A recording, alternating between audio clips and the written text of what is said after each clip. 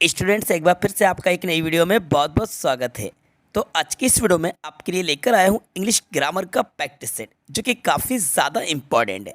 तो वीडियो को स्टार्टिंग से लेकर एंड तक ज़रूर देखिएगा, क्योंकि जो ग्रामर आज मैं आपको इस वीडियो में एक्सप्लेन कराने वाला हूँ, इससे बाहर एक भी क्वेश्चन आपका नहीं जाएगा।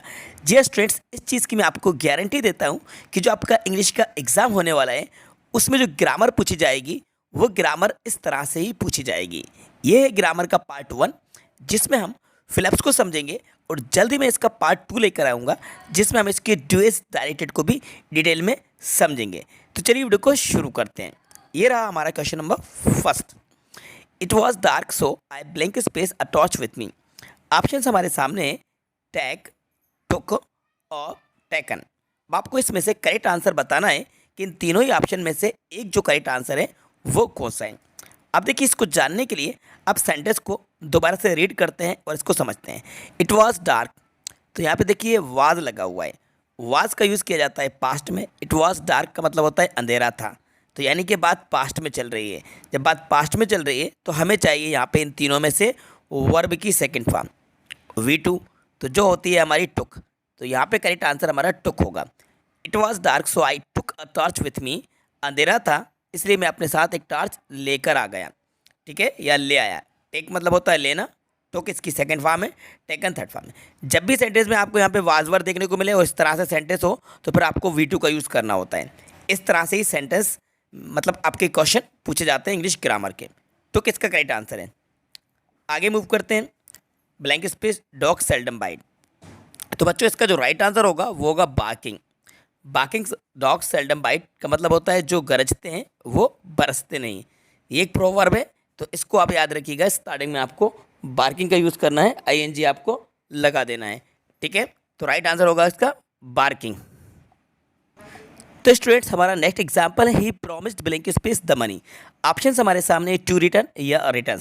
अब देखिए यहाँ पे प्रॉमिस, जो कि ऑलरेडी एक वर्ब यूज़ हो चुकी है, तो अब आपको यहाँ पे टू इन्फिनेटिव का यूज़ करना है, जो कि रिटर्न होगा। तो टू रिटर्न इसका करेक्ट आंसर है। He promised to return the money, तो राइट आंसर होगा हमारा टू रिटर्न। आगे बढ़ते हैं। Strike the iron blank space it is hot. इसमें आपका वाइल आएगा। Strike the iron while it is hot, यानी कि ये जो सेंटेंस है इसमें देखिए दो बातें चल रही है। एक तो strike the iron while it is hot, यानी कि लोहा जब हॉट होता है, गर्म होता है, तभी हमें उस पर वार करना चाहिए। तो आपने एक कहावत सुनी होगी, लोहा गर्म है मार दो हथौड़ा। तो यहाँ पे आपको वाइल का यूज़ करना है। आगे बढ़ते हैं 5th नंबर पे। Work hard you will fail. Work hard you will fail, कठिन परिश्रम करो अथवा आप फेल हो जाओगे। तो अथवा का मतलब और होगा, तो आपको यहाँ पे और लगा देना है। इस सेंटेंस के बीच में और आएगा, वर्क हार्ड और यू विल फेल। याद रखिएगा, इसमें और का आपको यूज़ करना है। My brother is very strong he lift 80 kg of weight. यहाँ पे देखिए कैपेसिटी को बताया जा रहा है कि मेरा भाई बहुत स्ट्रॉन्ग है, वो 80 किलो वजन उठा सकता है, तो आपको कैन लगाना है। कैपेसिटी और पावर को बताने के लिए कैन का यूज़ होता है, तो राइट आंसर हमारा कैन होगा, ठीक है। अब बढ़ते हैं इसके बी पे। तो कोई एक क्वेश्चन फिर आया इसमें, मोहन वाज वेरी टायर्ड सो। तो देखो वाज आया, ये सेम क्वेश्चन इसी तरह से आ रहा है, तो यहाँ पर भी आपको लगाना है वेंट, सेकेंड फॉर्म वेंट आएगी। द सन काफ़ी ज़्यादा इंपॉर्टेंट है। इन द ईस्ट आप सभी को पता है राइजेज आएगा। The sun rises in the east, present indefinite का ये सेंटेंस है। सब्जेक्ट हमारा सिंगुलर है द सन, इसलिए वर्ब में एस का यूज़ किया गया है। The sun rises in the east. आगे बढ़ते हैं नेक्स्ट। प्रेजेंट कंटिन्यूज का है रवि इज़ फुटबॉल, तो आपको ING लगाना है playing. Ravi is playing football, Ravi is playing football present continuous का है। My brother is SDO। SDO को जब देखेंगे तो ए, आपको वाउल साउंड देखने को मिलेगा, और जब दोस्तों वाउल साउंड आए तो आपको यूज़ करना होता है एन। राइट आंसर एन होगा। My brother is an SDO। Mister Das is a rich person not happy. Mister Das अमीर व्यक्ति हैं किंतु खुश नहीं है, तो आपको बट लगाना है। Mister Das is a rich person but not happy, तो यहाँ पे बट आएगा। 6 नंबर पे we obey the rules of the road, तो इसका राइट आंसर होगा we must obey the rules of the road. Next है he has been sleeping evening. Certain time है, निश्चित समय है, तो इवनिंग के पहले आपको सिंस लगाना होगा। He has been sleeping since evening, तो जब भी पार्ट्स ऑफ डे हो यानी कि दिन के भाग हो, तो आपको सिंस का यूज़ करना होता है। सिंस राइट आंसर है। आगे बढ़ते हैं नेक्स्ट। कामिनी डिसाइडेड अलोन, ये टू इन्फिनेटिव का यूज़ होगा, क्योंकि डिसाइड ऑलरेडी एक वर्ब यूज़ हो चुकी है, तो आपको लगाना होगा to go. Kamini decided to go alone. When we reach the station the train had already. अब देखिए द ट्रेन हैड ऑलरेडी, ये पास्ट परफेक्ट का है। जब पास्ट परफेक्ट का है तो आपको सब्जेक्ट द ट्रेन है, हेड हेल्पिंग वर्ब है, तो आपको V3 चाहिए। पास्ट परफेक्ट में बेटा V3 का यूज़ होता है, तो V3 क्या आएगी यहाँ पे, लेफ्ट आएगी। The train had already left. Third, the students in the ground daily. Daily वाली बात है, प्रेजेंट इंडेफिनिट है तो प्ले का यूज़ करेंगे, सब्जेक्ट प्लूरल है। The students play in the ground daily. Next, इसमें आपको ING फॉर्म का यूज़ करना होगा। Reading the news he felt disappointed. Ravi use to swim आएगा, क्योंकि यूज टू के बाद वर्ब की फर्स्ट फॉर्म आती है। Ravi use to swim in the river when he was young. Geeta was very tired so she to bed early. Went का use करेंगे, ये वाज आ गया तो यहाँ पे वेंट लगा देना है आपको। I had been tennis, present perfect continuous में जाएगा। I had been tennis for 2 hours, तो यहाँ पे आपको ING का यूज़ करना होगा। I had been playing tennis होगा, ठीक है। आगे बढ़ते हैं। His father MLA।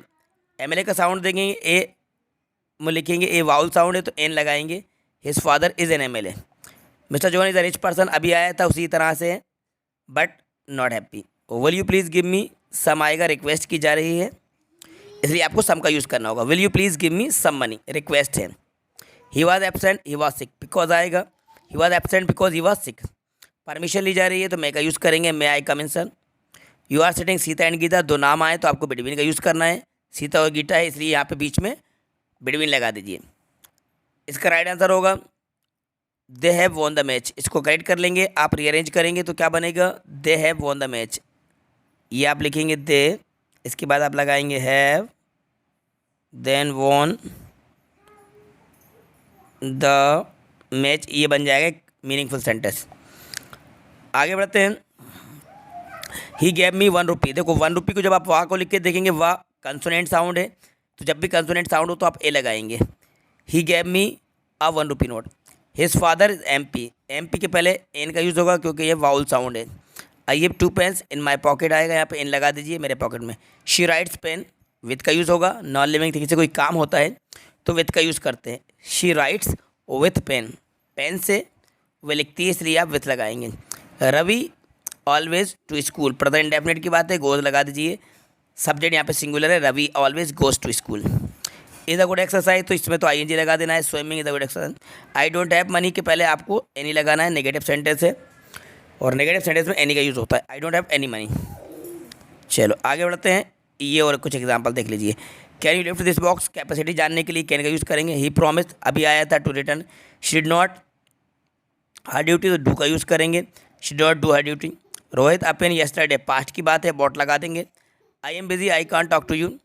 I am busy तो सो लगा देंगे, so I can't talk to you. The boy is singing is my friend, who का यूज़ करेंगे।